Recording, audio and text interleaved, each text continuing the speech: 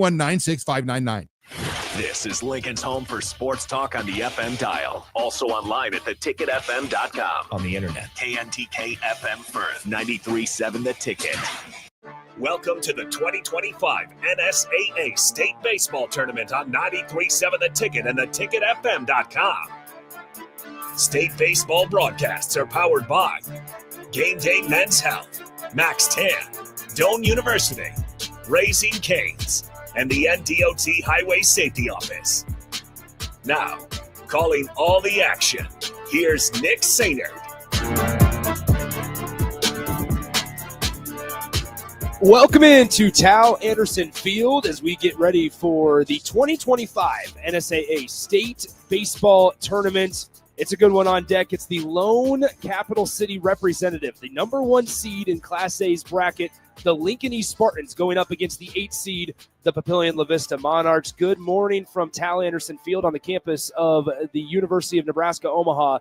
Nick Sainert with you ahead of the Spartans and the Monarchs on a beautiful morning for baseball here at Tal. The Spartans, the defending runner-up in 2024. They were the Class A state champions in 2023. They won it on this very same field. They lost last year's state championship on the grounds of Warner Park, where we will be stationed at all week next week. I once again want to thank our sponsors before we get rolling: Doane University, the NDOT Highway Safety Office, Game Day Men's Health, Raising Cane's, Max Tan, and Matt Talbot Kitchen and Outreach for their support of high school baseball here on 93.7 The Ticket. There is so much to get to. The winner of this game will play the winner of our 1 p.m. first pitch between number 4 seeded Millard South and number 5 seeded Millard West. That one's going to be a barn burner there here at 1 o'clock. However, for Lincoln East, let's start with their leaders. And certainly you can't go very far without talking about the future Huskers on this roster, and that's Jeter Worthley as well as Joey Senstock. Jeter Worthley hitting .354 at the plate. But most importantly, I was talking to Coach Michael Lonick before the game, before this week, and he was talking about the depth of their lineup. But how about this? The experience behind the dish in Jeter Worthley, 120 career starts under his belt for what used to be the Michigan recruit, now going to the University of Nebraska-Lincoln. And then at shortstop, it's number 4, Joey Senstock, rounding out that middle part of the infield as well. There's some notable names across the board on Lincoln East that we will get to as time allows. Starting on the mound, though, for the Spartans, it is going to be the sophomore, number 1, Kalai Larson, with a 5-0 unblemished record on the year, a 2.59 earned run average. For Papillion-La Vista, the guy to certainly watch for in their lineup, he's going to be hitting third, and that is Easton Schneider. Schneider going to attend South Mountain Community College in Phoenix, Arizona, hitting third for the Monarchs, hitting .359 on the year, 23 runs batted in, 9 extra base hits on the season. It's always cool when you come out here for state baseball because you have a lot of the smaller university coaches sitting down low. I know Jeff Christie of Nebraska Westland is going to be here if he's not already here later today. They are coming off of a nice run in their conference tournament, the Prairie Wolves there. But as time continues to pass by on this Friday, it's going to be a lot of college coaches coming out here, watching some younger guys that certainly get some reps here at the state tournament. For Lincoln East, as a team, they've been dominant all over the field. It's hard to find some weaknesses for the Spartan squad. How about this? As a team, ERA on the mound, allowing just a little over a run and a half per game. Per appearance as a team, a 1.61 earned run average on the year, and their team batting average well over the 300 mark, 317 at the plate. But then they also don't make a lot of errors in the field. A .950 fielding percentage, 95% of the time they are playing perfect baseball without any errors in the field. We are getting ready to go. Kalai Larson is your guy on the bump, the right-handed sophomore. Jeter Worthley, your man behind the dish for the Lincoln East Spartans, and stepping into the box for Papillion-La Vista as they are the 8th seed in the Class A bracket. The designated visitors on the scoreboard here at Tal Anderson Field, it's going to be number 14, Isaac Pomeran. Pomeran, the senior utility guy, as he on the season hits .365. He has 35 hits and 96 at-bats. And 28 RBI on the campaign. We're ready to go here at Tal Anderson Field as the first pitch of the game from Kalai Larson. He comes from the windup, fires it in there. It's going to be up and away for a ball, 1-0. 10:03 a.m., your first pitch time here at Tal Anderson Field. The dimensions for this field, 330 down each foul line on the left and right side, 410 straightaway center. As the second pitch of the ball game on the 1-0 count, it's going to be just a tad outside, 2-0. So Kalai Larson, 5-0 on the year. The sophomore wears number 1 as the Spartans are donning their cream-colored home unis. 2-0 count, hits the outside corner, 2-1. I want to be completely transparent with you guys. Once again, we talk about it every year that we are here at Tal Anderson Field, is that they have windows that do not open up here in the radio booth, as the 2-1 offering is going to be low in the dirt, 3-1. They do not have windows that open up here at Tal Anderson Field. They just built these press boxes in this field just a few years ago, do not open up. So we're plugged into the home crowd mic, as this one's going to be popped left side, fielded cleanly by the third baseman, thrown across the diamond in time for out number 1, as Pomeran, the Papillion-La Vista leadoff hitter, is retired for out number 1 on the 5-3 putout. But as I was saying, they don't open. So we're plugged into the home or the in-house crowd mic, and if it's providing feedback, we'll have to adjust accordingly. Like I said, next week when we're at Warner Park, the home of the Omaha Storm Chasers, we'll have the windows open, enjoying the weather outside. All right, here we go. Stepping into the box with 1 out is going to be the second hitter, number 7, Ryan Thompson for Papillion-La Vista, a junior catcher and outfielder for the Monarchs, the right-handed hitter. It's a 1-0 offering on the way. It's going to be grounded, rolled over to shortstop. Senstock fields it cleanly, fires over to first base in time. 2 up, 2 down to start the top of the first inning, as Papillion-La Vista will now bring up Easton Schneider. Schneider, as I mentioned, one of the leaders of this Monarch offense, hitting .359 on the campaign, 23 runs batted in, also has some extra base hit potential, has close to double-digit doubles on the season. The first pitch to Schneider is going to be called on the inside corner for a strike, 0-1. So 2 batters so far, 2 groundouts. One went to the third baseman. The second one went to the shortstop, Senstock, as the 0-1 offering from Kalai Larson, the Spartans pitcher, just a tad outside, 1-1. 1 ball, 1 strike as Larson working with a nice rhythm here, fires in the fastball inside corner, strike 2.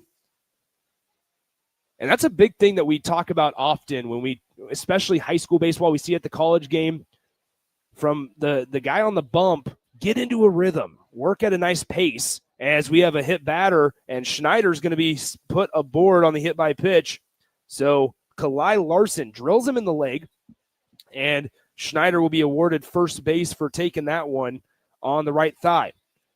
So with 1 out, 1 guy on base, and that brings up the cleanup hitter for Papillion-La Vista, the right fielder, number 16, Lucas Bennett. The sophomore hits .232 on the season, as Schneider gets his lead at first base. Larson working out of the stretch for the first time, fires in a fastball up and away, but Bennett chased it, 0-1. Papillion-La Vista, the 8 seed here in Class A, 20-11 here in the spring season, while the Spartans, the number 1 seed, just lost 3 games all year long, 29-3. This one, jam shot. It's going to be popped up, and Worthley will hold on to it. He'll field it for out number 3. So it's an F2 officially in the scoring book, but that will do it for the top of the first inning. No runs, no hits, 1 man left on base in Easton Schneider, who was hit by a pitch. After a half inning of play here at Tal Anderson Field, it's 0-0. Lincoln East in the bottom half of the first inning will send up Troy Peltz, Jeter Worthley, and Joey Senstock when we come back in 30 seconds here on 93.7 The Ticket. Your possibilities are endless at Doane University. Discovering your life's passion is easier with options, and that's what Doane offers students. Rooted in liberal arts, you can choose from undergraduate and graduate programs, all delivering real-world experience. At Doane, we take a personal approach to education, giving you the guidance you need to own your future. It's not just our innovative learning, it's the feeling of being surrounded by possibilities that makes you different. Apply today at doane.edu/apply. Back to the 2025 State Baseball Tournament on 93.7 The Ticket and theticketfm.com. Welcome back in. Tal Anderson Field, Nick Sainert with you. Austin Orman will join me and actually take over for the remaining 3 games of the day. I have, unfortunately, some other commitments that'll take me away from state baseball later this afternoon and evening. However, I will be back tomorrow for all 4 games on a Saturday, and then obviously all week next week with Austin Orman joining me on a bulk of the coverage before we wrap things up next Friday with the Class A, B, and C state championship games. All right, it's the first time we get to see Lincoln East in the box here in the bottom of the first inning after they put up a clean one defensively in the top half, and they're going to be facing the left-handed senior on the bump, Brett Holscher. Holscher, a 3-1 mark on the campaign. How about this one? Runs come at a premium against the lefty, .49 earned run average on the year. A tall, lengthy guy stands in, and he's ready to fire his first one home as he faces Troy Peltz in the box, who swings a hearty cut at the first pitch of the game. Looked like a little bit of an off-speed pitch from the left-handed arm of Holscher, and it's going to be 0-1 to Troy Peltz. Peltz on the season, the future Iowa Western Reaver, is hitting well on the campaign. 12 extra base hits on the season, 26 runs driven in. The 0-1 offering from Holscher just missed outside, 1-1. Troy Peltz, lefty-lefty matchup here to Holscher as the 1-1 offering hits the outside corner, 1-2. Lincoln East at the plate, a .317 team batting average.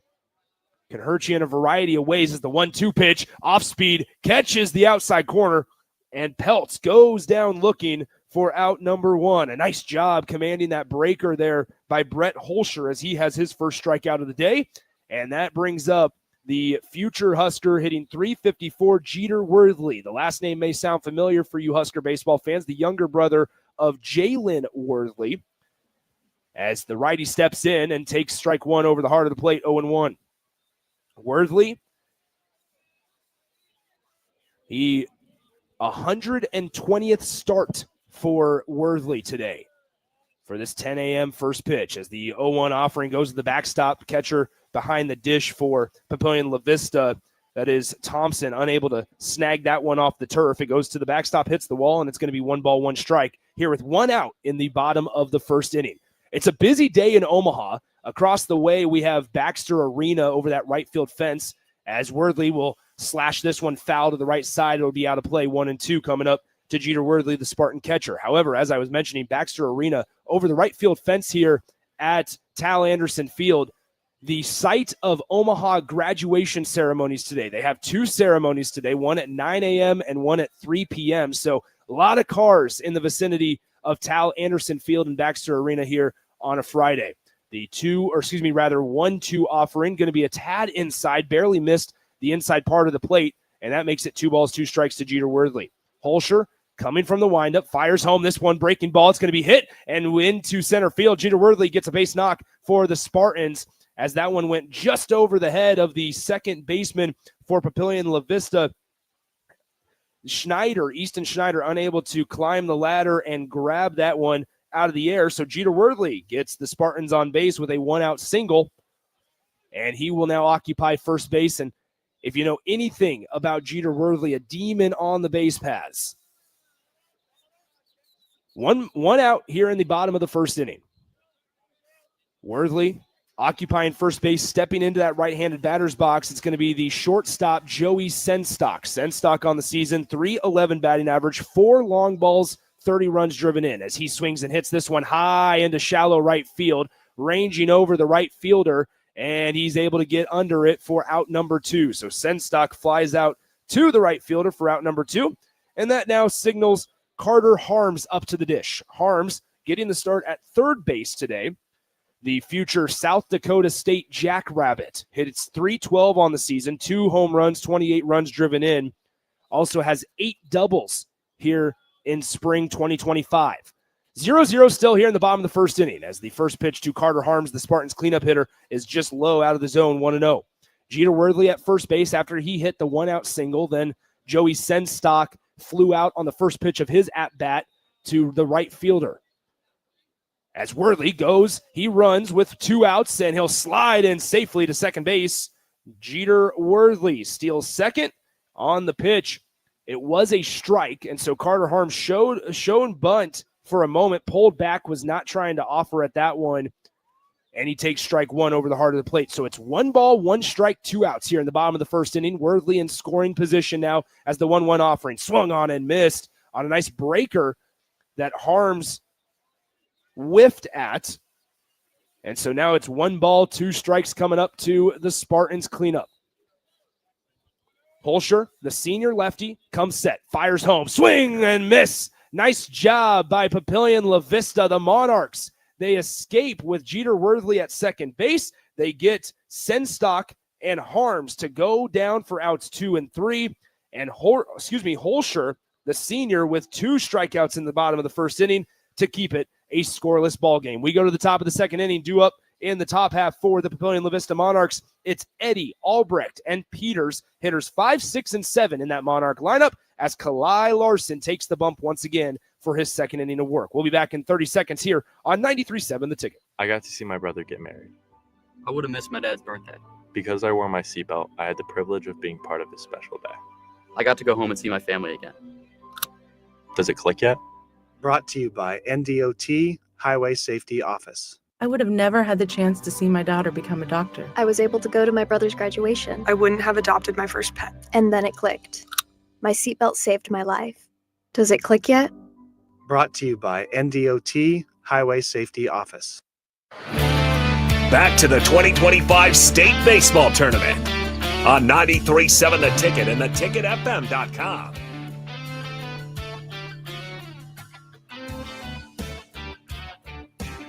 Due up here in the top half of the second inning at Tal Anderson Field, first round of the Class A State Baseball Championships. It's going to be number 3, the senior infielder, Evan Eddy.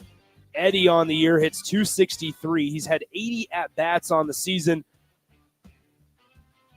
and 21 hits. So top of the second inning, Papillion-La Vista strands Jeter Worthley at second base in the home half of the first, so we're still scoreless. Kalai Larson takes the ball. Kalai, the sophomore, had a good inning of work to start the ball game, Kalai on the year 5-0 with a 2.59 earned run average as the righty deals on the first pitch of the second inning and swung on and missed for strike one by Evan Eddy. Eddy wears number 3 as the Monarchs don the maroon uniforms here this morning. Eddy gets the start at first base today for Papillion-La Vista as he swings and misses on a breaker. 0-2 quickly as Kalai Larson done a really good job of commanding the pace. If you're Papillion-La Vista, the conversation in the dugout's got to be at some point as this 0-2 pitch is an elevated fastball up out of the zone, ball 1. Conversation has to be, we got to get Kalai Larson some sort of adversity here as the 1-2 pitch is going to be thrown behind the left-handed batter of Evan Eddy. So ball 2, 2 balls, 2 strikes, nobody out here in the top of the second inning. Just after 10:15 here at a sunny Tal Anderson Field, the 2-2 pitch way outside, ball 3, and a good job by Evan Eddy, the Papio first baseman. After being down 0-2 quickly, he's worked it to a full count, 3 balls, 2 strikes. Real nice contingent of fans for both sides. A lot of blue to my left, a lot of maroon to my right, as this one swung on a miss on an elevated heater. And Kalai Larson gets his first strikeout of the day on a swinging K for out number 1 here in the top half of the second inning. Bringing up the shortstop for Papillion-La Vista, number 2, that's Landon Albrecht. The junior hits .289 on the season, 11 runs driven in.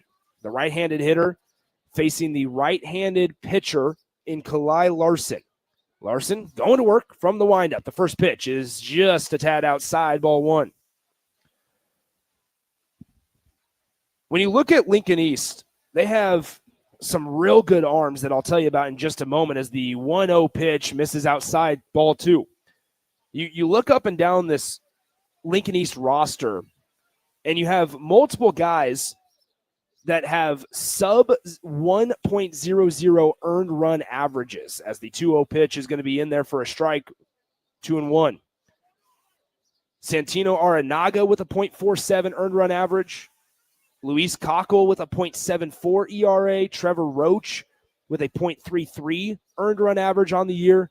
Some dominant arms in that bullpen that Coach Lonick can go to. The 2-2 pitch on the way, up and out of the zone, ball 3. And Landon Albrecht for Papillion-La Vista, similar to the guy before him, has worked a full count, 3 balls, 2 strikes.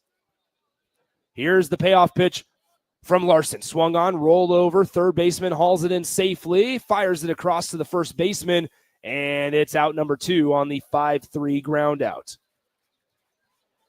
So out number 2 here is Kalai Larson. Has had to work for these 2 outs here in the top of the second inning. Going the distance in terms of balls and strikes. However, able to retire both guys here in the top half of the second inning. First pitch of the at-bat to the designated hitter, number 24, Colton Peters, the junior, hitting .319, hitting 7th in the Papio lineup. Is a ball 1-0.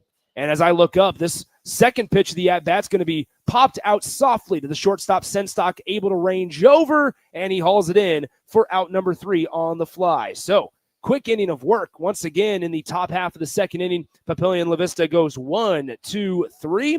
Due up in the bottom half of the second for the Spartans, it's going to be hitters 5, 6, and 7. Larson, McPeak, and McIntyre when we come back in 30 seconds on 93.7 The Ticket. When daily energy fades and your drive just isn't what it used to be, Game Day Men's Health helps you step back into top form. Game Day Men's Health is one of the country's fastest growing clinics, and they focus on men's wellness, providing customized solutions with professionalism and privacy in mind. Testosterone optimization, weight management, vitamin injections, and shockwave therapy are just a few of the many things they offer. Restore your energy and rediscover confidence with the help of Game Day Men's Health, because every man deserves to feel his best every day. Visit them online at GameDayMen'sHealth.com today or in person at one of their 2 locations in Omaha. Back to the 2025 State Baseball Tournament on 93.7 The Ticket and theticketfm.com.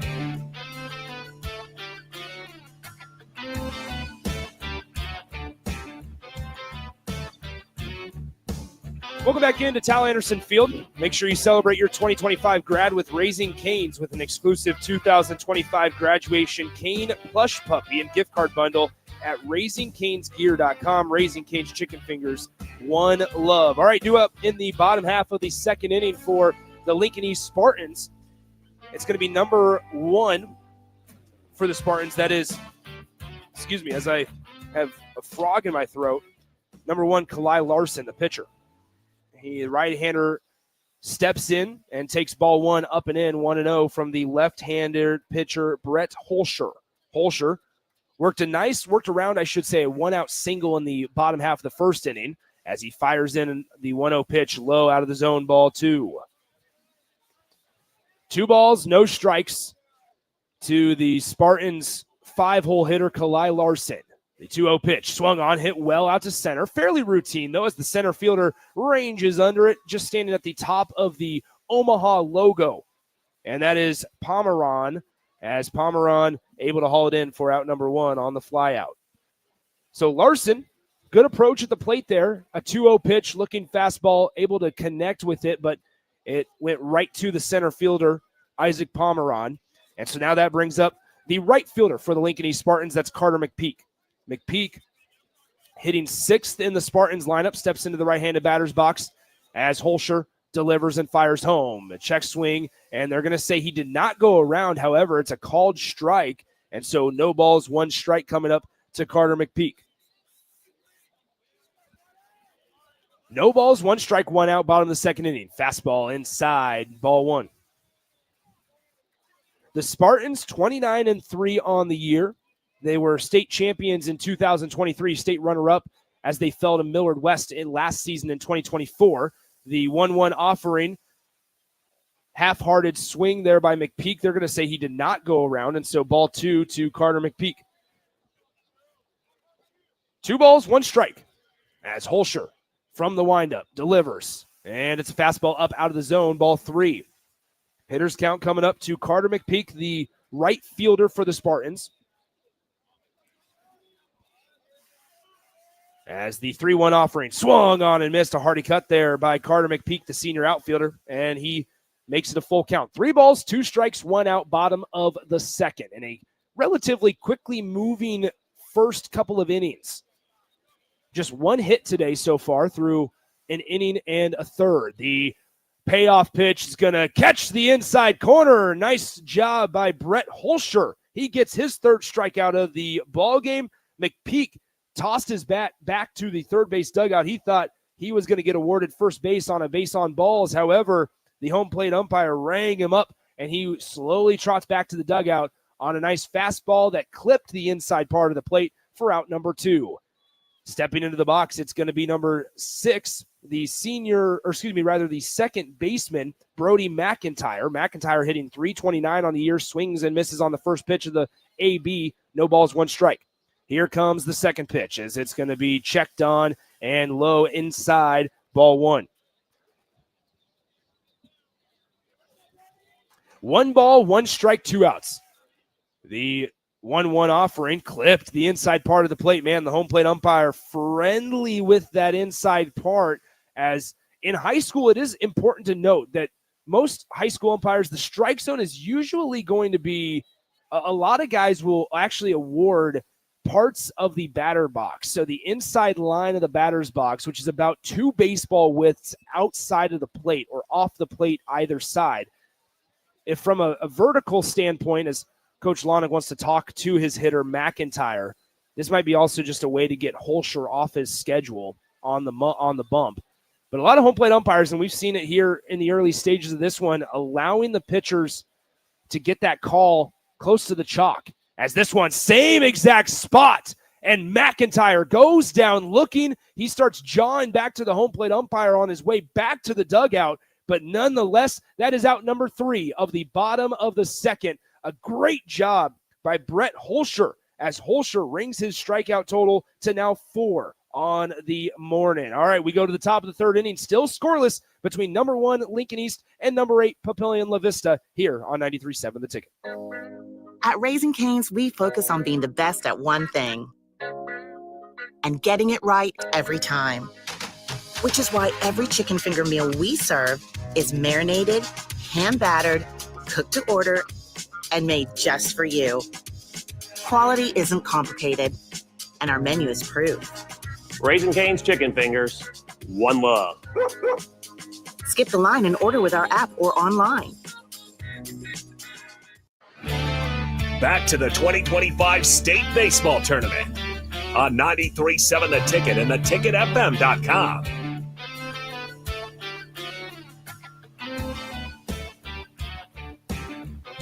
Welcome back in Tal Anderson Field here on a Friday morning as Millard South, Millard West representatives have started to file into Tal as they get ready for their 1 p.m. first pitch between Millard South and Millard West. Austin Norman will be on the call for that game here on The Ticket.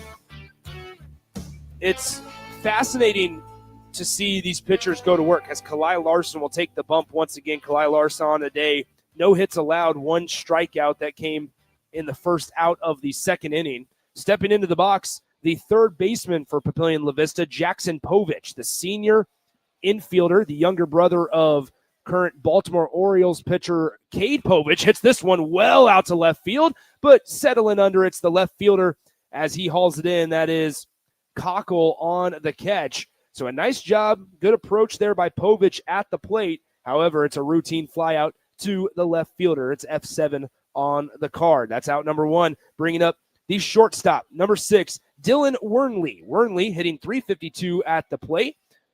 25 hits on the year, 11 runs driven in.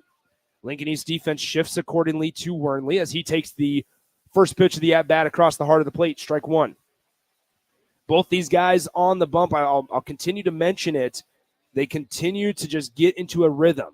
They get the ball back from the catcher, right back up to it, and they're ready to go once again with the next pitch of the at-bat. Kalai Larson elevates the fastball, can't get it Wernley to fish, and it's going to be 1 ball, 1 strike with 1 out.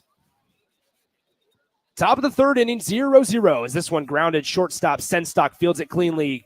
Crow hops, throws it across the diamond for out number 2, and Wernley's retired on the 6-3 put out for out number 2. All right, that brings up the top of the order once again for the Papillion-La Vista Monarchs. The only time that they've gotten a guy on base was via a hit by pitch back in the first inning. And this brings up number 14, Isaac Pomeran. The senior, hits .365 on the year. He swings at the first pitch of the at-bat, fouls this one off to the right side, 0-1. He grounded out to the third baseman back to start the game. Pomeran, the starting center fielder today for Papillion-La Vista. The 0-1 offering from Larson. Oh, just missed inside. 1 ball, 1 strike. Almost hit Pomeran.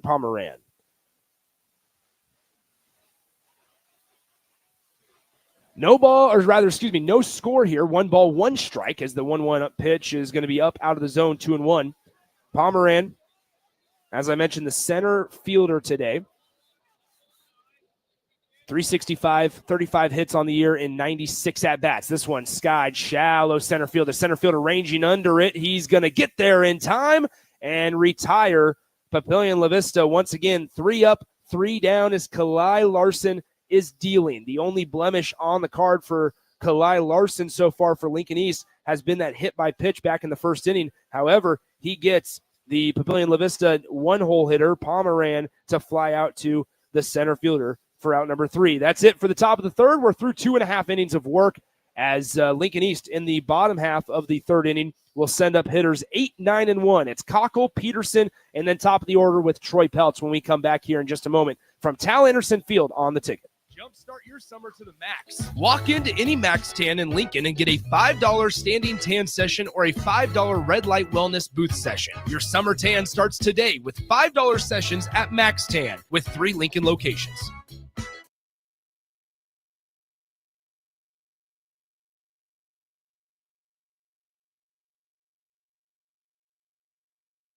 I would have never had the chance to see my daughter become a doctor. Because my mom wore her seatbelt that day, I get to hug her when I go home. And then it clicked. Because I wore my seatbelt, I learned that one moment in time can change a person's life forever. Brought to you by NDOT Highway Safety Office.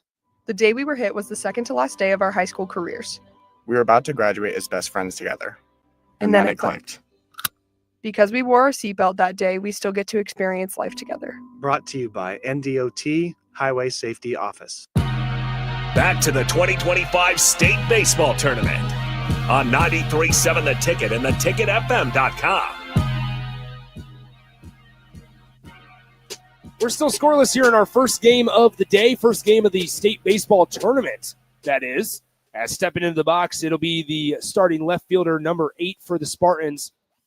That is Lewis Cockle. Cockle takes the first pitch inside part of the plate, strike 1, where we know Brett Holscher, the Papillion-La Vista starting pitcher, has lived the last couple of batters. He tries to go inside. This one just rides a little too far up and in. Ball 1, 1 ball, 1 strike coming up to number 8 for the Spartans, Cockle. This one fouled back to the screen. 1 ball, 2 strikes. Lewis Cockle, the senior, hits .288 on the campaign.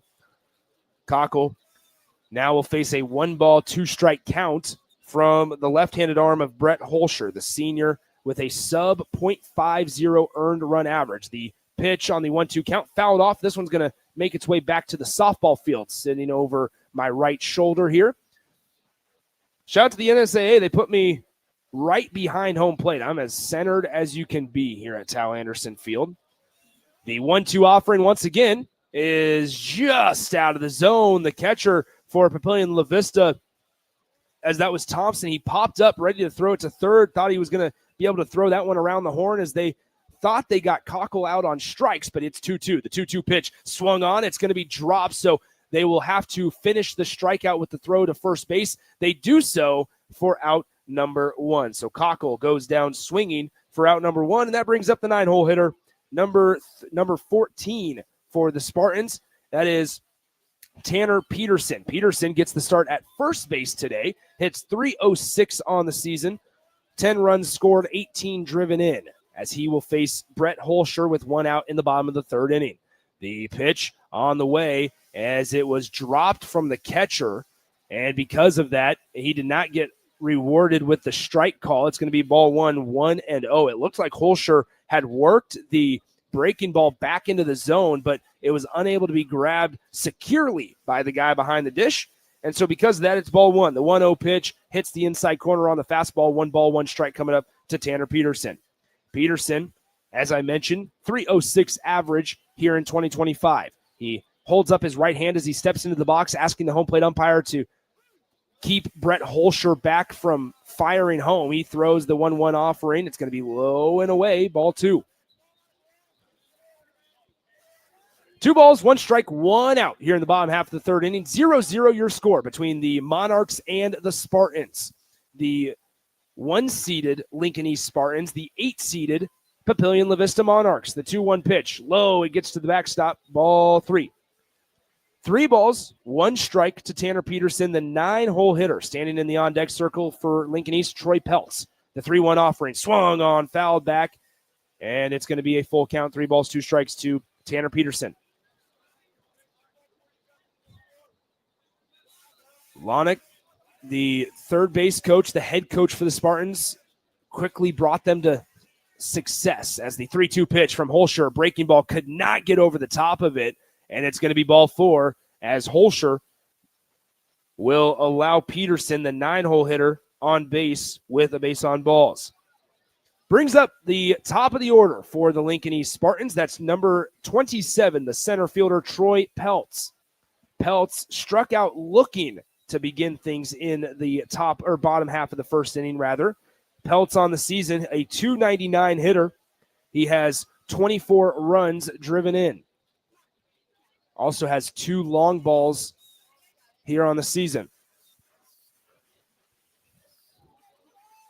With 1 out in the bottom of the third inning, Lincoln East going to call in a pinch runner. I believe they went and got, I believe it was 44, Brady Honus. Honus with 6 runs scored on the season.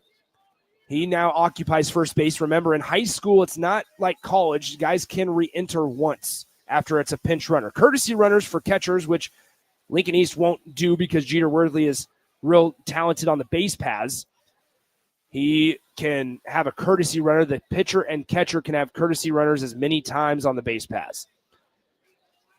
First pitch to Peltz, clips the outside corner, strike 1, and Holscher ready to go to work. Here's 0-1. He'll throw over to first base. The pickoff attempt gets past the first baseman, goes all the way to the wall in foul territory, and rounding second, chugging into third is Honus, and he will make it safely.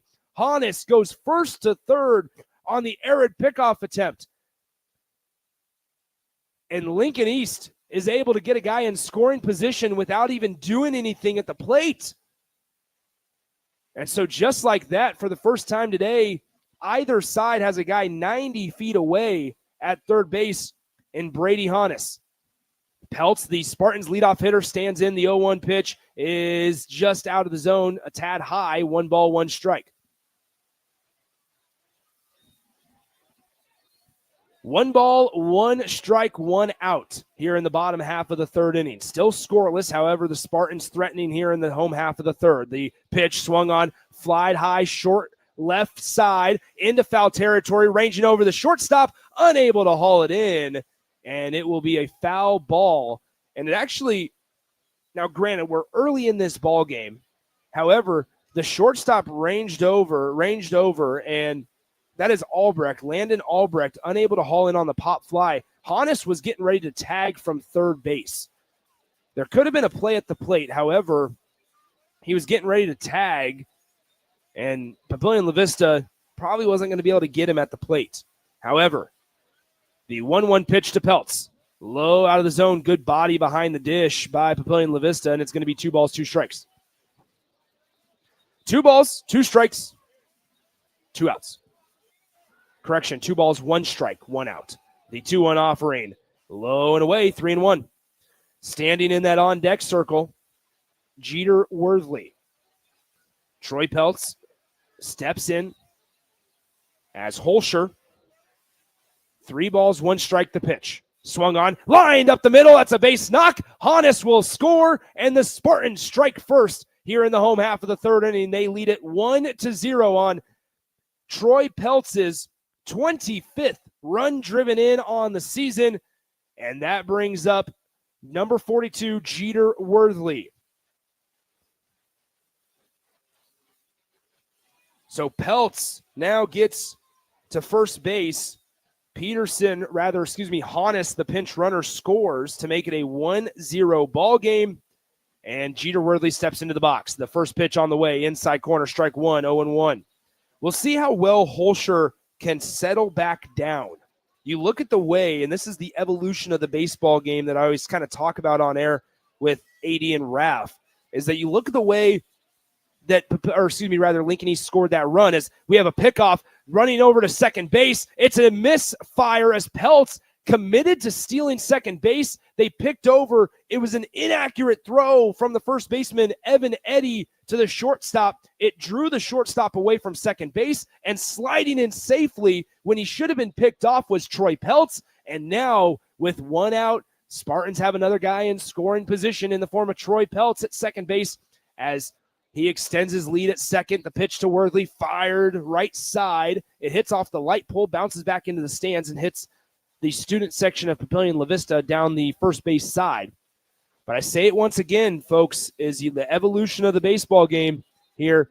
You look at the way Lincoln East scored their run. It was a walk that initially got their first base runner in, then a inaccurate throw on a pickoff attempt as this one's lined to the first baseman, caught on a line. Jeter Worthley is retired for out number 2 on the line out to the first baseman. And having to stay at second base is going to be Troy Peltz. But as I was saying, an inaccurate throw on a pickoff play allowed Hannes, the pinch runner, to get to third base. And then a base hit up the middle. A nice job by Troy Peltz, scored him. But that base hit doesn't hurt you if it comes with 2 outs and nobody on base. The 0-0 pitch to Senstock as he steps in, takes it inside, ball 1.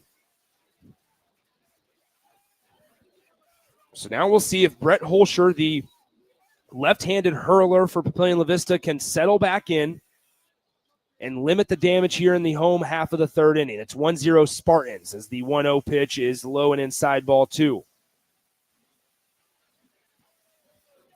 Game started at 10:03 a.m. That was first pitch time here at Tal Anderson Field.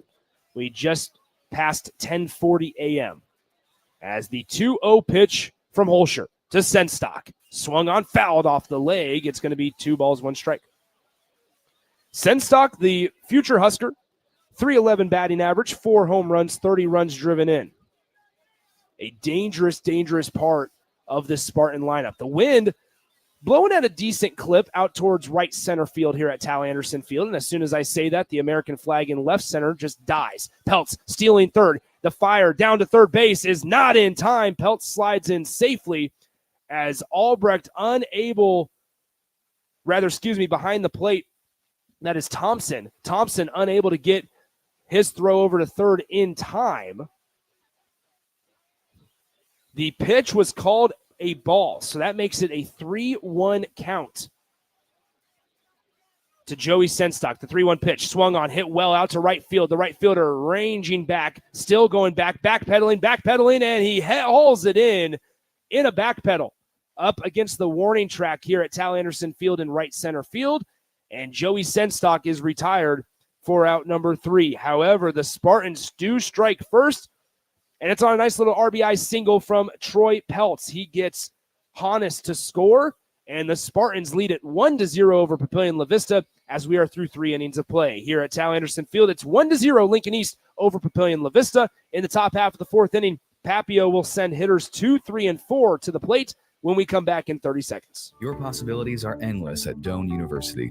Discovering your life's passion is easier with options, and that's what Doane offers students. Rooted in liberal arts, you can choose from undergraduate and graduate programs, all delivering real-world experience. At Doane, we take a personal approach to education, giving you the guidance you need to own your future. It's not just our innovative learning, it's the feeling of being surrounded by possibilities that makes you different. Apply today at doane.edu/apply. Back to the 2025 State Baseball Tournament on 93.7 The Ticket and theticketfm.com.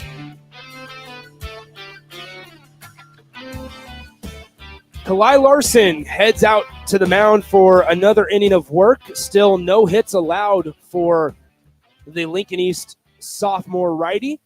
Kalai Larson, no hits through 3 innings.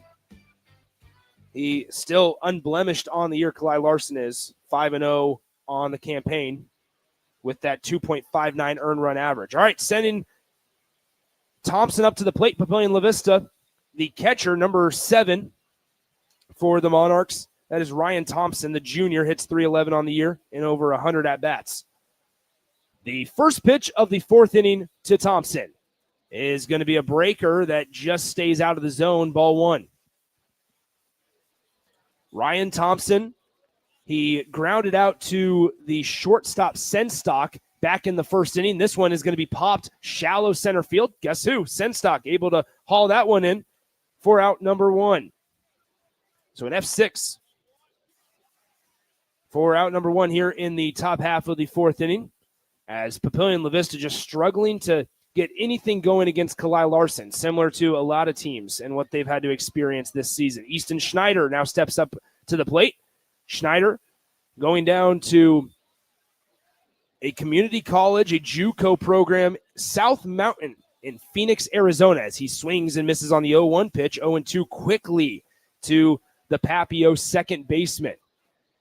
I was doing some research on this South Mountain Community College team. They've had 66 guys selected in the Major League Baseball draft out of South Mountain since 2000. They've also had over 250 guys go Division I after attending South Mountain. The 1-2 pitch to Schneider. Fouled back to the screen. 1 ball, 2 strikes. We'll do it again. Just real interesting. South Mountain Community College out of Phoenix, Arizona. Easton Schneider, the left-handed hitter. The 1-2 offering to him. Swung on, fouled back again, and we'll do it again at 1-2. Schneider staying alive. It'll be the 6th pitch of the at-bat coming up in just a moment. The battery for Lincoln East, Kalai Larson on the bump, Jeter Worthley behind the dish. The 1-2 pitch, breaking ball, stays up high. 2 balls, 2 strikes to Easton Schneider. Standing in the on-deck circle to be the right fielder, number 16, Lucas Bennett, the sophomore, the cleanup hitter for the Monarchs. But first, the 2-2 pitch, high. It stayed up out of the zone, ball 3. 3 balls, 2 strikes to Easton Schneider. He was hit by a pitch in the 1st inning. Didn't get farther than first base, though, back in the top half of the 1st. It's 1-0 Lincoln East. Papillion-La Vista up to bat, trying to answer. The 3-2 payoff pitch from Larson. Swung on, fouled off left side. Nice job by Schneider extending this AB. This will be the 9th pitch of the at-bat coming up to Easton Schneider. Working from the windup is Kalai Larson, the Spartans righty. He fires. This one swung on, popped out left side. Shallow left field. Ranging over is the left fielder, able to haul it in with his left-handed glove. And it'll be out number 1 here in the top, out number 2 in the top half of the 4th inning.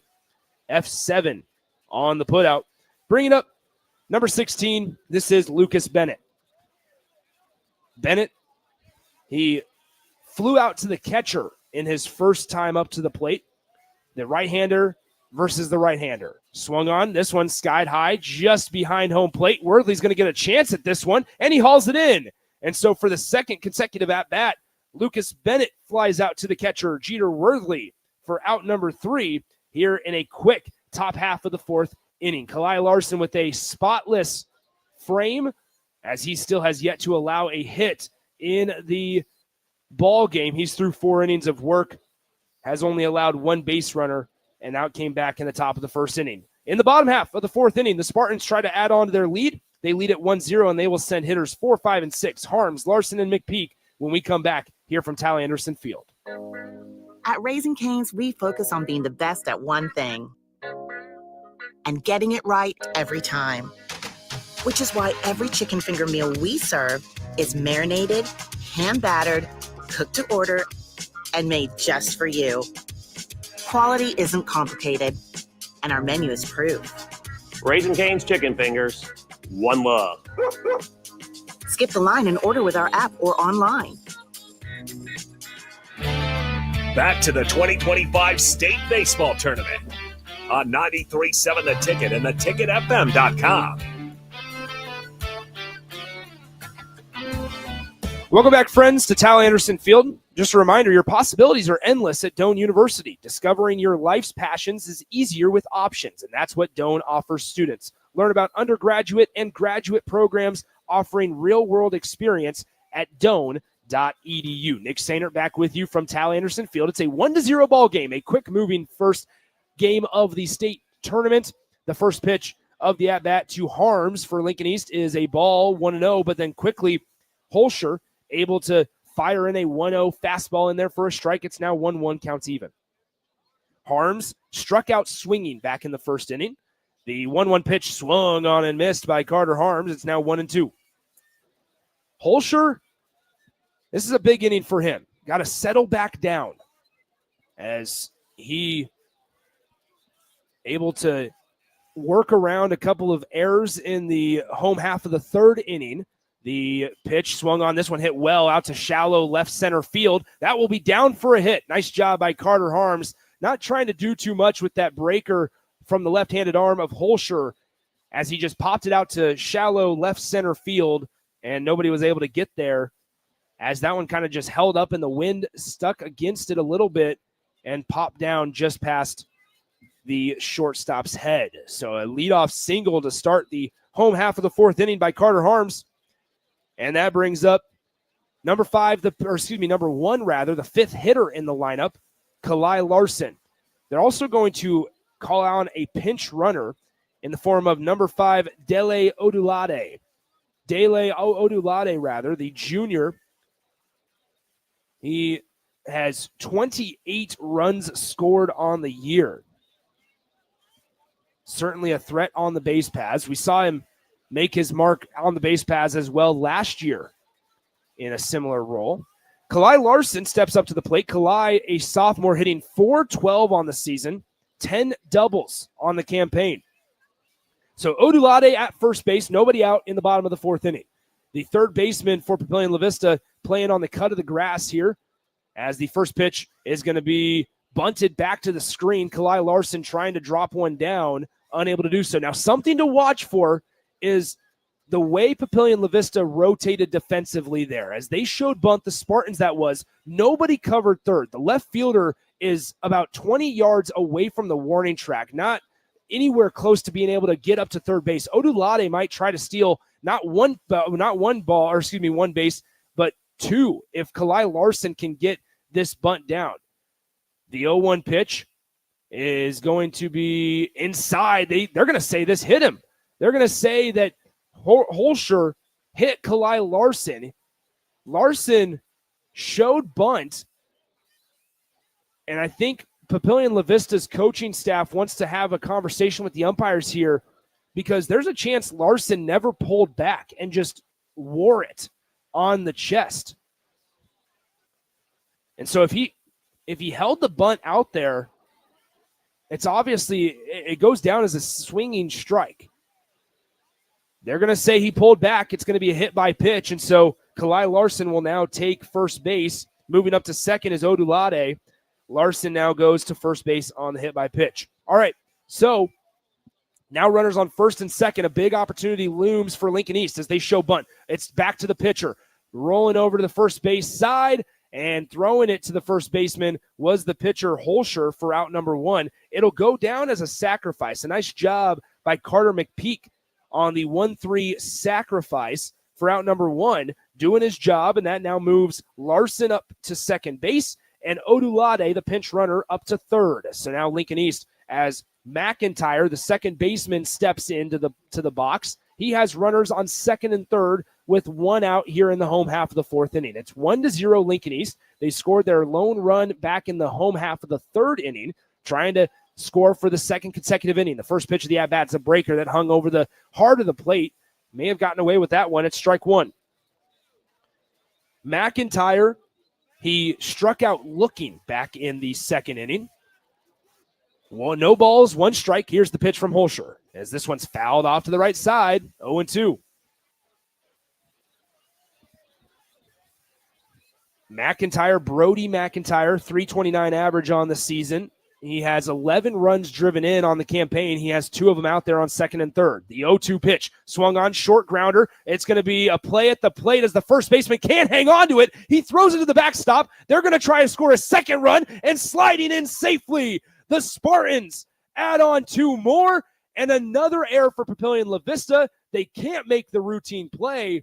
And now Lincoln East scores 2 more here in the bottom half of the 4th inning to make it a 3-0 lead. Moving up to second base on the ground ball, the fielder's choice was the hitter, Brody McIntyre. He takes second base. And so now the current situation is 1 out here in the bottom half of the 4th inning. McIntyre will occupy second base. Standing in at the box is going to be number 8, Lewis Cockle, the senior outfielder. And we're going to have a conference on the mound as Papillion-La Vista wants to talk things over. So just to recap, it was a short chopping ground ball to the first baseman. The first baseman for Papillion-La Vista, Evan Eddy, unable to field it cleanly. You could see him as he was charging home plate. He was already playing a few steps inside the first base bag. But as I was saying, you could see him struggle to get a grip out of his glove of that baseball. He felt the pressure. He tried to throw it to the plate. It was an inaccurate throw. It went to the backstop here at Tal Anderson Field, and a great job by the backside base runner. In this case, it was the hitter in Brody McIntyre, recognizing that, not staying at first base, but getting an extra 90 feet and getting into second base safely. So now Lincoln East, with 2 runs already here in the home half of the 4th inning, has a runner at second base with 1 out. It's 3-0, and it's Cockle at the plate. The first pitch of the at-bat to Cockle is low and in, ball 1. Cockle struck out swinging in the bottom of the 3rd inning. He led off the bottom of the 3rd inning a few moments ago. Here in the bottom half of the 4th, though, it's the 1-0 pitch to Cockle. They're going to try to swipe third. It's a ball in the dirt, and there will not be a throw down to third base. Lincoln East, this is what they'll do. Just continue to apply pressure. That steal at second base was all on timing. And so that tells you Brett Holscher needs to mix some times up. There's a lot of guys and a lot of good programs will do this to where they will start to pick up on timing in the dugout. Okay, the pitcher comes set for a second, and after that, it's every single time he comes set for a second, we can swipe a bag. That one was not on timing. That was all on timing. There was no first movement. There was nothing there. And so a runner on third. This one swung on. It's going to be deep enough for a sacrifice fly as the center fielder hauls it in, and trotting home is the runner from third, McIntyre. And the Spartans extend their lead now to 4. It's 4-0 on the sacrifice fly from Cockle. So it's a sac fly for out number 2. It's an F8 on the column. And as I mentioned, Brody McIntyre scores to make it a 4-0 Spartans lead.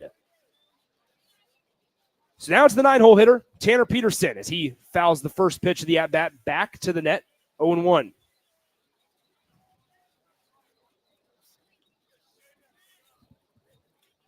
No balls, 1 strike, 2 outs here in the bottom of the 4th inning. 4-0 Lincoln East. The second pitch of the at-bat, it's a breaker, low, out of the zone, ball 1.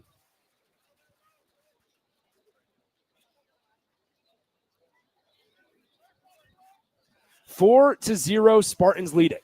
4 runs on 3 hits. Papio's committed 2 errors as this 1-1 pitch is inside, ball 2. That's the type of stuff that if you're Papillion-La Vista head coach Nate McCabe, you're sitting there going, you feel like this could be a little bit of a different ball game if you just make a couple of routine plays. You go back to the 3rd inning, the way that the Spartans scored their first one, as this 4th pitch of the at-bats fouled off to the right side, almost hit a couple of fans. It's a good job ducking out of the way by the Monarchs section. It's now 2 balls, 2 strikes, 2 outs. I'll get back to that point in just a moment as we have a timeout called at home plate. But you look at the way they scored the first run just to kind of open the gates. It was 2 inaccurate throws on a pickoff play. The 2-2 pitch, this one's lined up the middle, and the second baseman Schneider able to range over to his right and snag it out of the air for out number 3. But the damage was done here in the home half of the 4th inning. The Spartans score 3 runs, and they're able to extend their lead to 4-0 over the Papillion-La Vista Monarchs. The Monarchs still hitless in this one. They will send hitters 5, 6, and 7 up to the plate in the visiting half of the 5th inning when we come back in 30 seconds. Jumpstart your summer to the max. Walk into any Max Tan in Lincoln and get a $5 standing tan session or a $5 red light wellness booth session. Your summer tan starts today with $5 sessions at Max Tan with 3 Lincoln locations. This is Lincoln's home for sports talk on the FM dial. Also online at theticketfm.com. On the internet, KNTK FM Firth, 93.7 The Ticket. Back to the 2025 State Baseball Tournament on 93.7 The Ticket and theticketfm.com.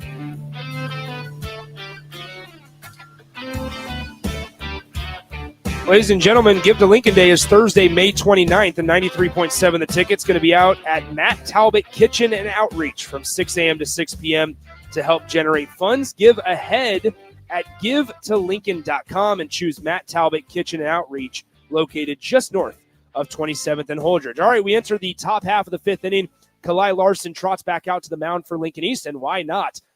No hits allowed through 4 innings of work for Kalai Larson, as he will face Evan Eddy, the first baseman for Papillion-La Vista, up first, the left-handed hitter facing the righty arm of Larson. The first pitch of the at-bat and of the 5th inning is in there for strike number 1, 0-1.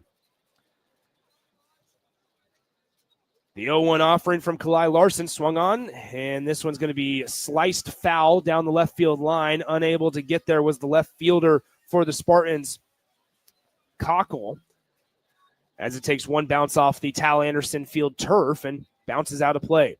No balls, 2 strikes, though, quickly.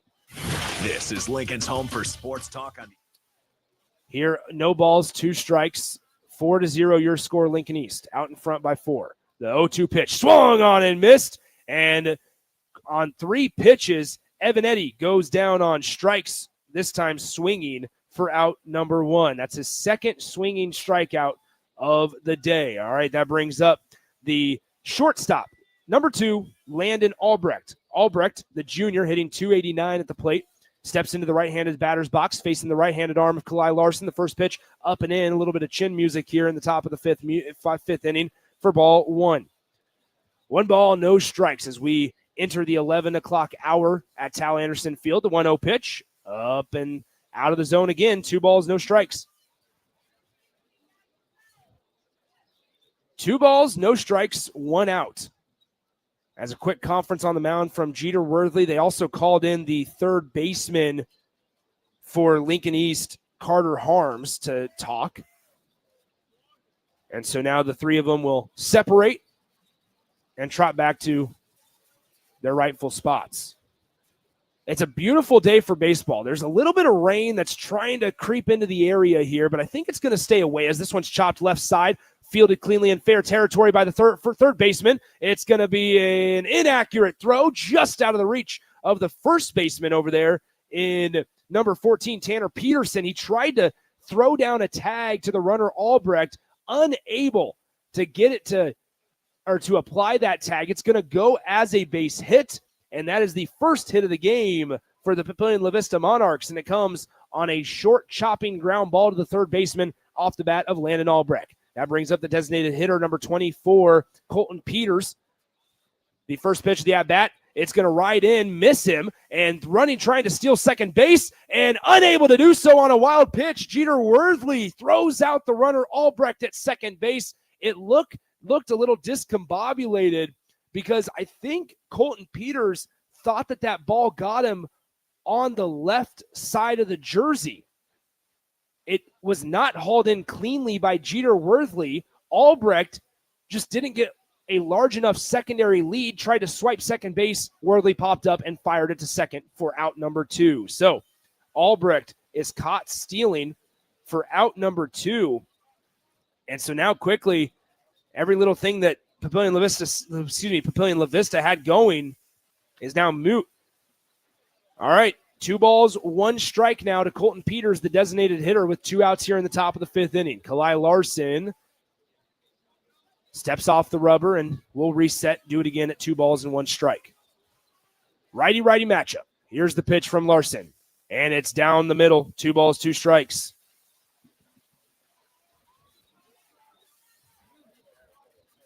Two balls, 2 strikes, 2 outs, 4-0 Spartans. The pitch swung on and sliced foul down the right side of the field It'll be another crack at 2 balls, 2 strikes for both sides. 2 outs here in the top of the 5th. 4-0 Lincoln East. They lead it. Here's the pitch, 2-2 in the dirt. Good stop behind the plate by Worthley, and that runs the count full, 3 balls, 2 strikes. Just a reminder, Austin Norman will be with you for the rest of the games on tap today. As this one swung on, hit well out to left field. However, I think the wind might hold it up, and it does. The left fielder able to haul it in. A nice job by Cockle out there in left as he hauls it in for out number 3. The Monarchs finally get in the hit column, but then it was quickly erased after Albrecht is caught stealing, and then a fly out to left field ends the top of the 5th inning. We go to the bottom half. It's 4-0. Spartans up to bat when we come back. At Raising Cane's, we focus on being the best at one thing and getting it right every time. Which is why every chicken finger meal we serve is marinated, hand-battered, cooked to order, and made just for you. Quality isn't complicated, and our menu is proof. Raising Cane's chicken fingers, one love. Skip the line and order with our app or online. Back to the 2025 State Baseball Tournament on 93.7 The Ticket and theticketfm.com.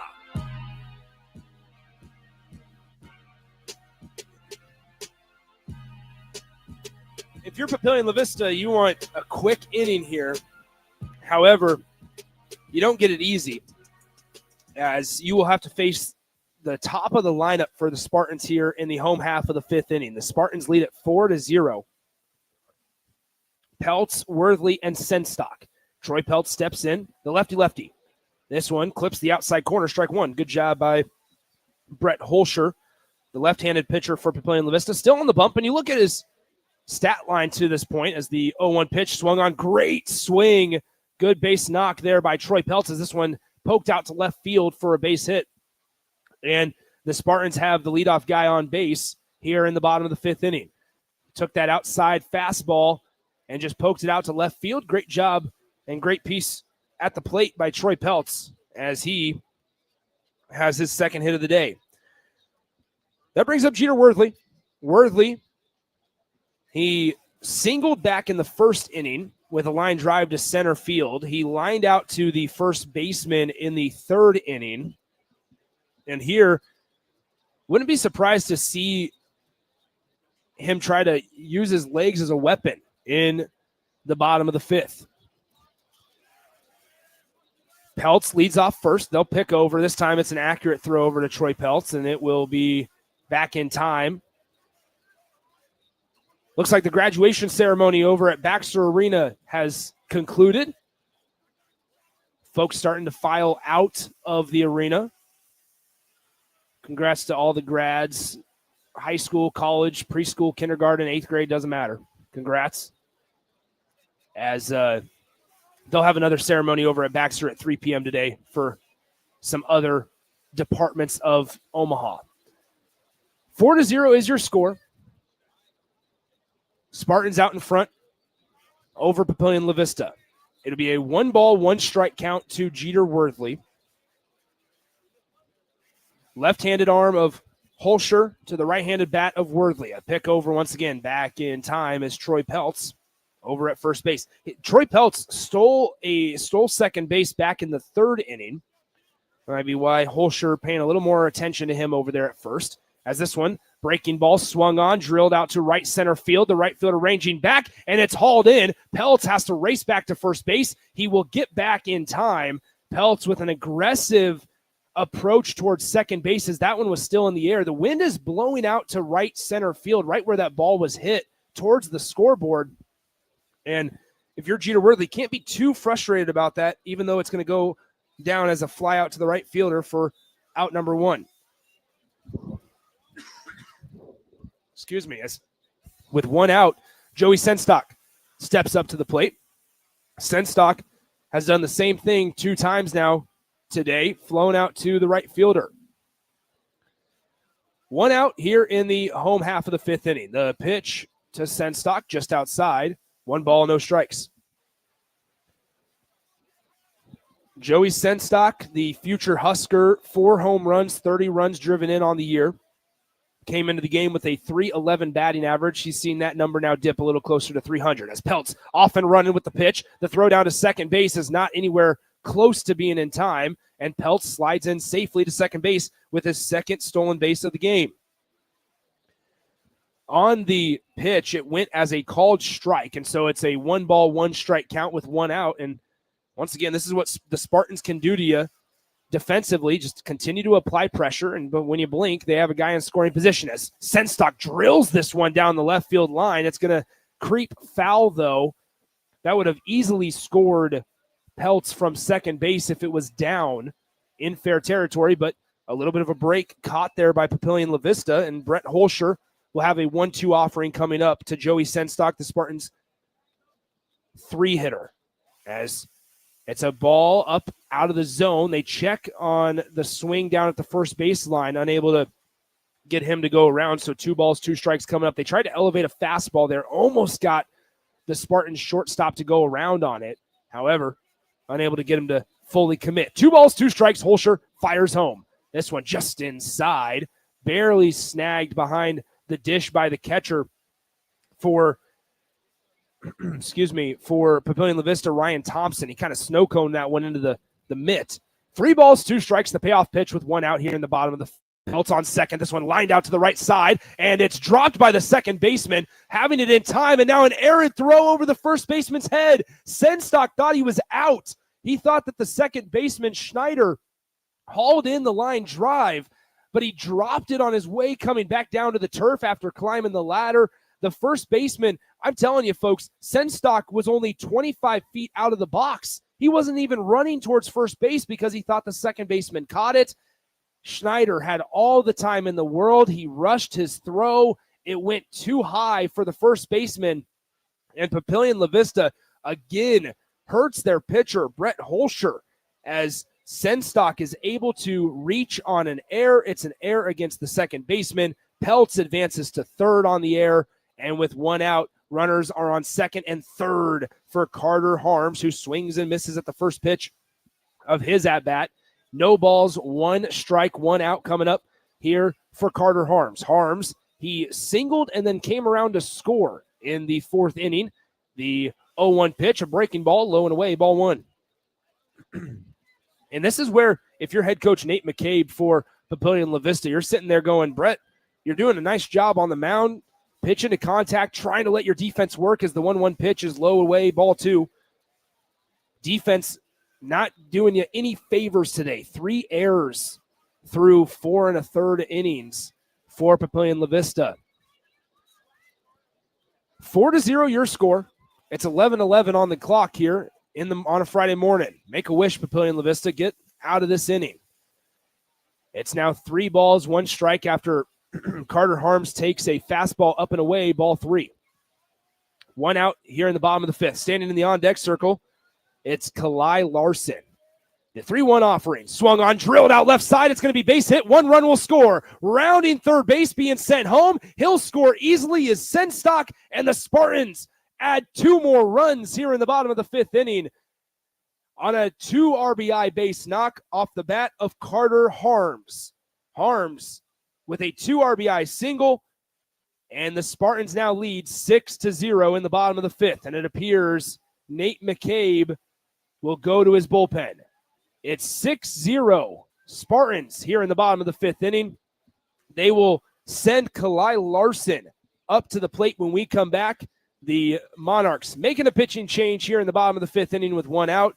Brett Holscher's day is done. He finishes the day through 4 1/3 innings of work. We'll tell you about the new Monarch hurler when we come back in just a few short minutes here from Tal Anderson Field on 93.7 The Ticket.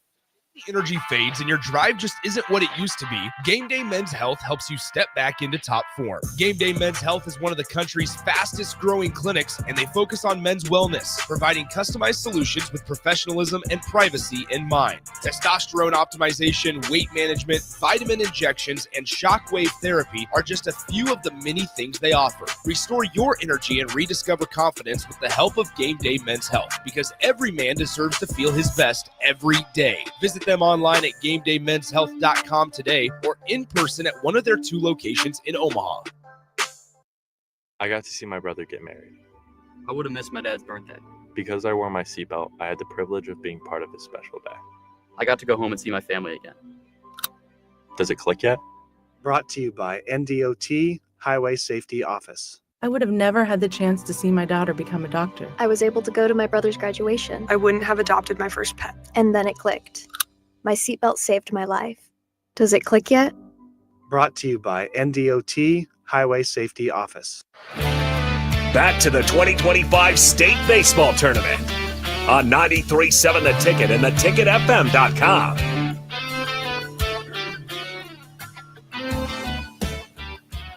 Your attention, please. Now pitching for the Papillion-La Vista Monarchs. It's going to be number 9, the senior Trevor Antoniak. Antoniak, number 9 for Papio.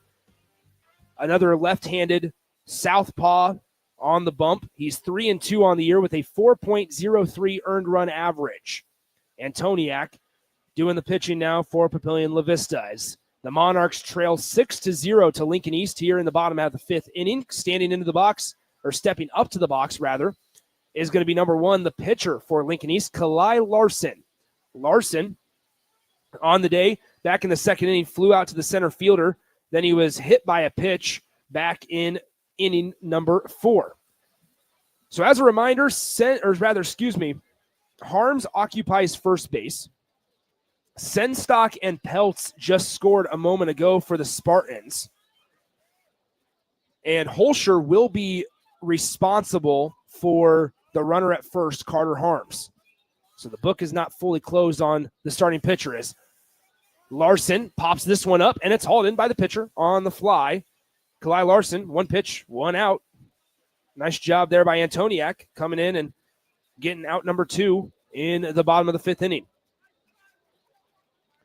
Harms still at first base.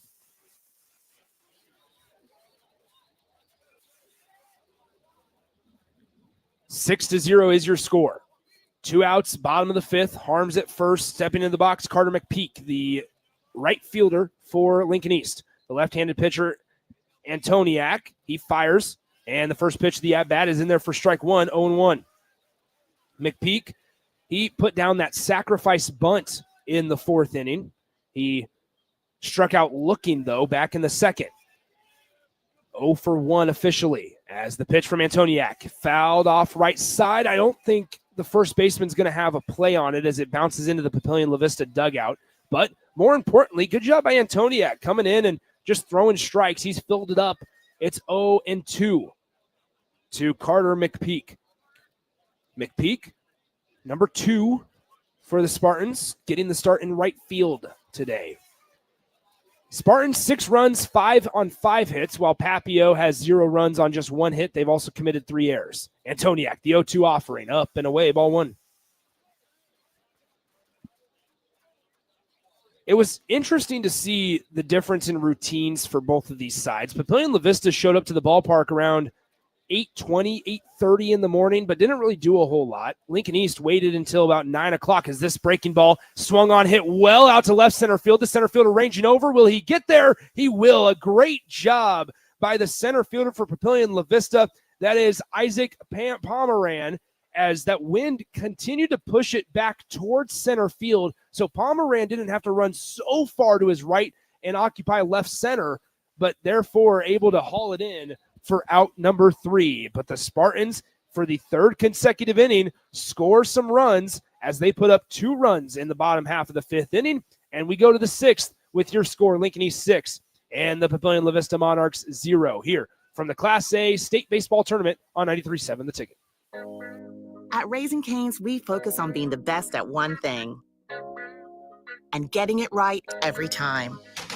Which is why every chicken finger meal we serve is marinated, hand-battered, cooked to order, and made just for you.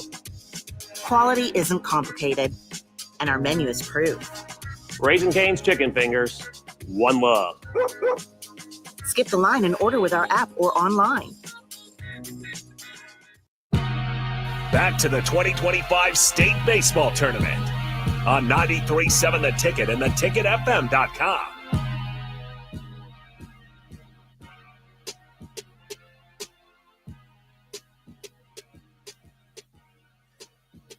So for Papillion-La Vista, Brett Holscher's day is done. He goes 4 1/3. He allows 5 hits. He strikes out 5 Spartans, and he walks 2 of them. New pitcher for Lincoln East now here in the top of the 6th inning as Kalai Larson's day is done. They're going to turn to number 8, Lewis Cockle. Cockle, he'll make the move from left field to now pitcher. And Kalai Larson's day is done. So Kalai, his final stat line, how about this? 5 innings of work, 1 hit allowed. And he's certainly in line for the win if the score holds. Kalai Larson, if I can quickly do math here, with 2 strikeouts on the day. Had a couple of free passes, but like I said, the damage was held in check. The potential damage was held in check because of Papillion-La Vista's inability to get on base and stay on base. The one time they did get a hit was actually a soft chopper to third base. The third baseman, it was just a tough play for the third baseman for Lincoln East in Carter Harms, and he just did not throw it over to first in time. All right, quickly here, Povich is up to bat, the third baseman for Papio. He is down 0-2 already as Cockle, the 0-2 offering, up and away, no good, ball 1. Povich, 0-for-1 on the day with a fly out to the left fielder. Cockle from the windup, going to work the 1-2. And strike 3 on the outside corner. Great job by Cockle commanding the breaking ball there on the 1-2 pitch. And Povich goes down looking. Backwards K for Povich, the first strikeout of the day for Cockle in his relief appearance. And that brings up number 6, the left fielder, Dylan Wernley. The first pitch of the at-bat hits the outside corner, strike 1.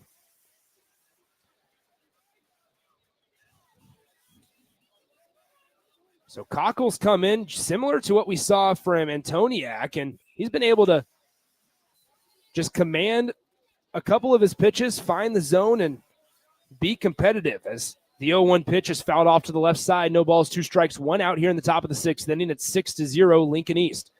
Lincoln East, their outfielders playing shallow. This one swung on, hit well out to right center field. The center fielder ranging over, and he'll get there in time. Nice job by the Spartans center fielder. That's Troy Peltz patrolling center out there. And quickly 2 outs here in the top of the 6th inning. So F8 officially. And now we turn the lineup over, and it's Isaac Pomeran. Pomeran, the center fielder, he's 0-for-2. He grounded out to the third baseman to start the game and then flew out to the center fielder for out number 3 back in the 3rd inning. The first pitch to Pomeran is in there. Strike 1. Good job by Cockle. Lewis Cockle. No balls, 1 strike. Righty pitcher, lefty hitter. Here's the pitch. Swung on, fouled off to the left side, and it's 0-2 quickly. And if you're head coach Michael Lonick, you're just sitting here saying you're doing your job. Come in, fill up the zone. Don't try to do anything special. You're up 6-0. Papillion-La Vista hasn't really been able to get anything going against you all day. No reason to do anything different. This one poked out to left field. Should hang up long enough for the left fielder, and he's able to haul it in for out number 3. F7, as now Pomeran is 0-for-3 on the day. And Lincoln East continues to roll as they lead at 6-0 entering the bottom half of the 6th inning. Papillion-La Vista trying to keep the Spartans in check here for the first time since back in the 2nd inning. We'll tell you a little bit more about that when we return here on 93.7 The Ticket. Your possibilities are endless at Doane University. Discovering your life's passion is easier with options, and that's what Doane offers students. Rooted in liberal arts, you can choose from undergraduate and graduate programs, all delivering real-world experience.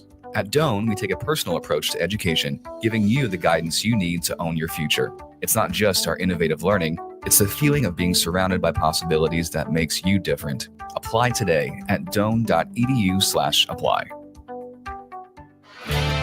Back to the 2025 State Baseball Tournament on 93.7 The Ticket and theticketfm.com.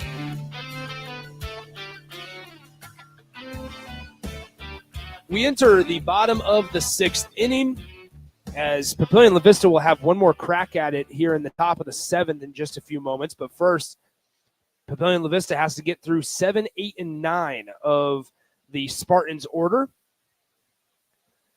They lead at 6-0 to the Lincoln East Spartans. 5 hits on the day for the Spartans. No errors charged to Lincoln East either. Just a reminder, Nebraska softball will begin their quest for Oklahoma City, the Women's College World Series, later today at 2 p.m.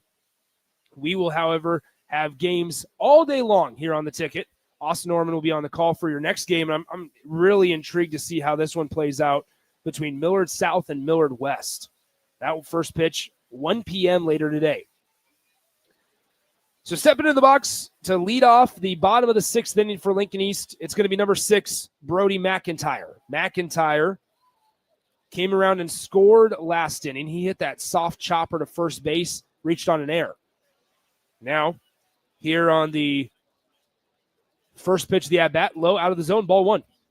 1 ball, no strikes, as Antoniak still out there. The 1-0 offering is going to be fouled back behind us. 1 ball, 1 strike.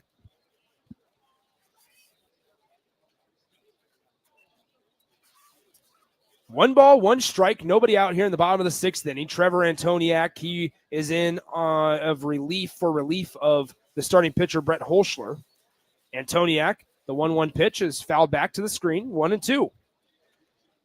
If you're Antoniak and if you're Nate McCabe, the head coach for Papillion-La Vista, you're sitting here saying, once again, he's come in and done a really nice job of just filling up the zone. The 1-2 pitch, swung on, poked out to right center field. Right fielder ranging over, dives, and he's able to haul it in for out number 1. A nice job by the Papio right fielder. That is Bennett, number 16 for the Monarchs, Lucas Bennett. Able to go full extension in right center field and haul it in for out number 1. That brings up Lewis Cockle.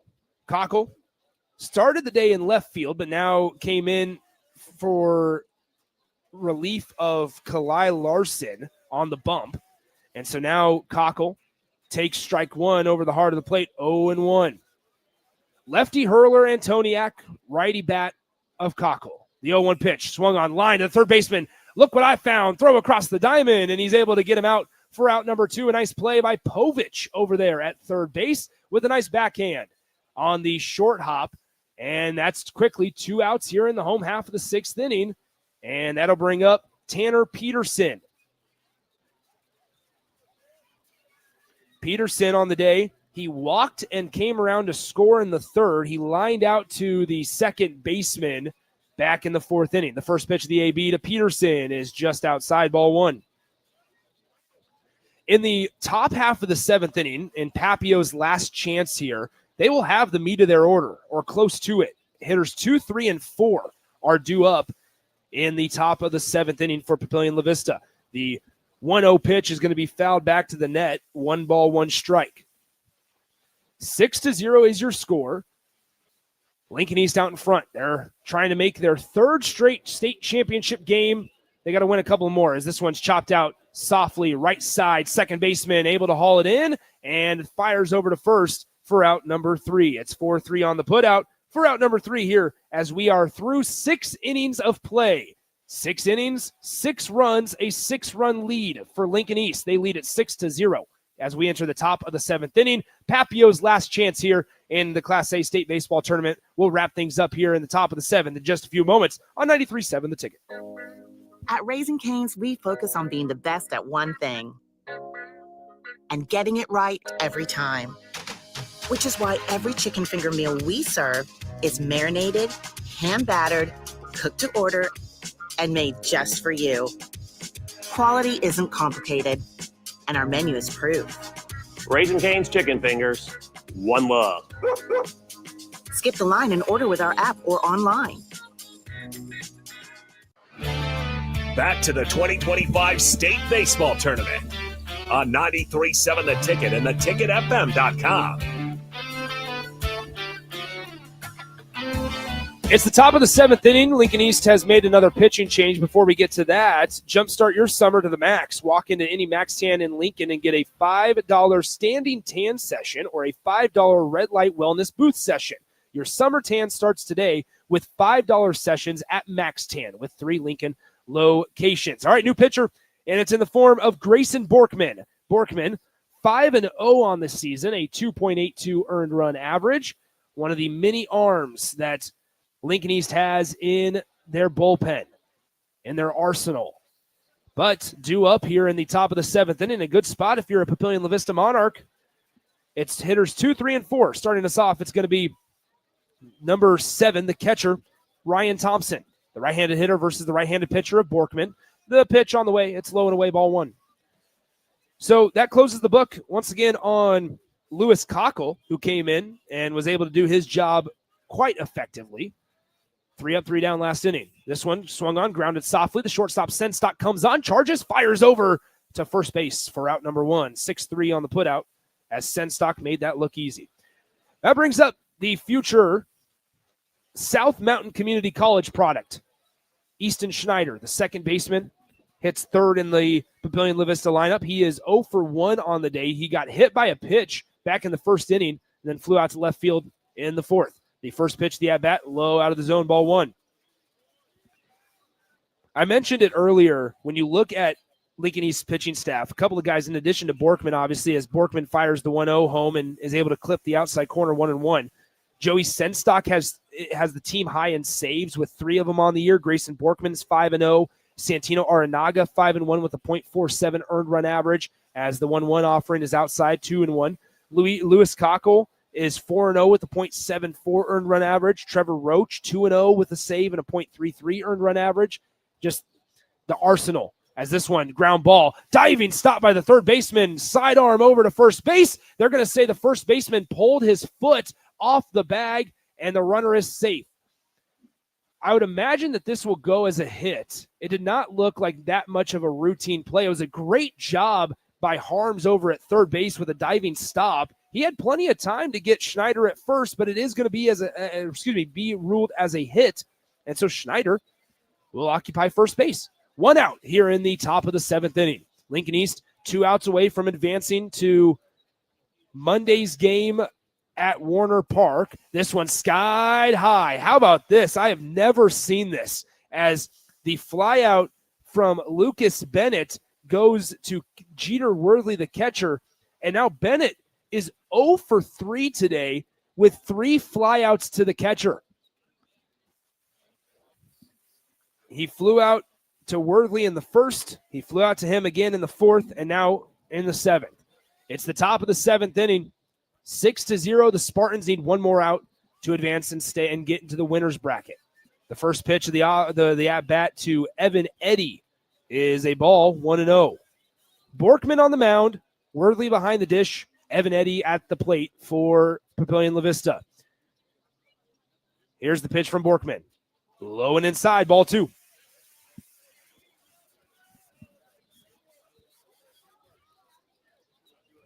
Six to 0 is your score. Borkman working out of the stretch. At first base, it's Schneider. Nobody's even holding him on, so he's comfortably off the bag. This one swung on, line through the right side, and is that going to be the game? It will be. It goes and hits Easton Schneider, the base runner. The line drive hit him on the side of his body, and therefore, that is out number 3. And so your final score here at Tal Anderson Field, the Lincoln East Spartans 6, and the Papillion-La Vista Monarchs 0. We'll come back in about 60 seconds to wrap things up as the Spartans are 1 step closer to reaching their 3rd consecutive state championship game with a comfortable 6-0 win over Papillion-La Vista. We'll be back in 60 seconds on 93.7 The Ticket. When daily energy fades and your drive just isn't what it used to be, Game Day Men's Health helps you step back into top form. Game Day Men's Health is one of the country's fastest growing clinics, and they focus on men's wellness, providing customized solutions with professionalism and privacy in mind. Testosterone optimization, weight management, vitamin injections, and shockwave therapy are just a few of the many things they offer. Restore your energy and rediscover confidence with the help of Game Day Men's Health, because every man deserves to feel his best every day. Visit them online at GameDayMen'sHealth.com today or in person at one of their 2 locations in Omaha. Your possibilities are endless at Doane University. Discovering your life's passion is easier with options, and that's what Doane offers students. Rooted in liberal arts, you can choose from undergraduate and graduate programs, all delivering real-world experience. At Doan, we take a personal approach to education, giving you the guidance you need to own your future. It's not just our innovative learning, it's the feeling of being surrounded by possibilities that makes you different. Apply today at doan.edu/apply. Back to the 2025 State Baseball Tournament on 93.7 The Ticket and theticketfm.com. Our first game of the day has officially wrapped up, and it's a Lincoln East Spartans victory. They win at 6-0 over Papillion-La Vista. The Spartans, 6 runs, 5 hits, no errors. For Papillion-La Vista, no runs on 2 hits, and they commit 3 errors in the field. We'll walk it back to that third inning. While Papillion-La Vista was in the field, Lincoln East was at the plate. You'll remember the way they got the actual scoring started in the home half of the third inning was Tanner Peterson, the 9-hole hitter for Lincoln East. And with a lineup as deep as the Spartans are, you don't view the 9-hole hitter the same as you do maybe on some other teams. Tanner Peterson came into the game, might I add, with a batting average hit of .306. So not your typical 9-hole hitter at the high school level. But what I'm getting at is he was put on base via a walk by Brett Holscher, the Papillion-La Vista pitcher. They ended up pinch running Brady Hannes for Tanner Peterson. And because of Brett Holscher, unfortunately, he threw over to first base. It was an inaccurate throw on a pickoff attempt. That allowed Hannes, the pinch runner, to get from not only first to second, but first to third. That's a free 180 feet of base paths that you gave up because of an inaccurate throw. And then what does Troy Peltz, your leadoff hitter, do the very next at-bat? Just a simple base hit up the middle.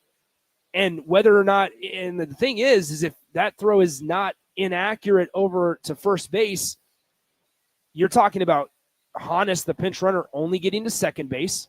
And then who knows how the rest of the inning unfolded. We know it ended up being a line out to the first baseman off the bat of Worthley, and then Senstock flew out to right field. It could have been a scoreless bottom half of the third, but instead, Lincoln East was able to score 1. And then once that happened, the floodgates kind of opened. They answered with 2 runs in the 4th inning. A big reason why was because on a slow chopper to the first baseman, Lincoln East tried to score.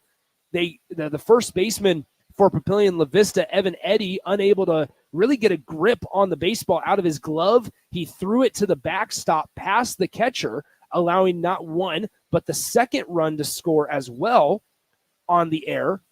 And so there's 3 runs, 3 of Lincoln East's 6 runs, all coming on errors from the Papillion-La Vista Monarchs. And you're sitting here saying, if you're Nate McCabe, the head coach for Papio, you don't know in terms of momentum, especially in a high school baseball game on this stage, you don't know how that can dictate, what that can do to your offense. You force Kalai Larson to come out of the dugout maybe a little quicker than he was expecting, and you don't know how the rest of it's going to unfold. But ultimately, when it's all said and done, Lincoln East, they looked like the number 1 seed. Just continued to come in, throw strikes, be competitive. They didn't make a mistake in the field. They came in with a .950 fielding percentage as a team. They came in with a 1.61 team ERA. They came in with a 0.317 batting average as a program, and they looked the part. They continued to just be consistent. A good job by Coach Lonick's squad as they escape with a 6-0 victory on the day. They will now advance, the Spartans will, that is, to Monday afternoon's game at Warner Park, and they will play the winner of our next game that I'll tell you about in just a moment. However, for the Papillion-La Vista Monarchs, they will now go to Warner Park on Monday at 10 a.m. So we will see them once again in our first game of the day on Monday morning, and they will play the loser of our next game between number 4 seed Millard South and number 5 seed Millard West. Millard West, the Class A defending state champions. Millard South had a really nice showing last year. They were just incredibly young. They still are, but I'm excited to see how that one plays out. Austin Norman will have the call for that one and the 3 remaining games that are coming our way on the ticket, as I will be joining you guys once again tomorrow for all 4 games here from Tal Anderson Field. Once again, your final score in game one of the day, 6-0. The Spartans are able to knock off the Papillion-La Vista Monarchs and advance to the winner's bracket game on Monday afternoon. Nick Sainert saying so long from Tal Anderson Field. Austin Norman will have the call for you at 1 p.m. between Millard West and Millard South, right here from the 2025 NSAA State Baseball Championships on 93.7 The Ticket and theticketfm.com. At Planet Fitness, we're declaring it. This is the year of getting stronger, and you can get started now by saving when you join today. We have all the best in-class equipment you could ever need, and you can work out your way on your time at any convenient location near you. Most open 24 hours. So let's do this. Join Planet Fitness today and save. Just $1 down, $15 a month. Find your nearest club and join today. Deal ends Friday, May 16th. See Home Club for details. Advanced Medical Imaging is the largest radiology group in Nebraska, located in Lincoln at 7601 Pioneers Boulevard.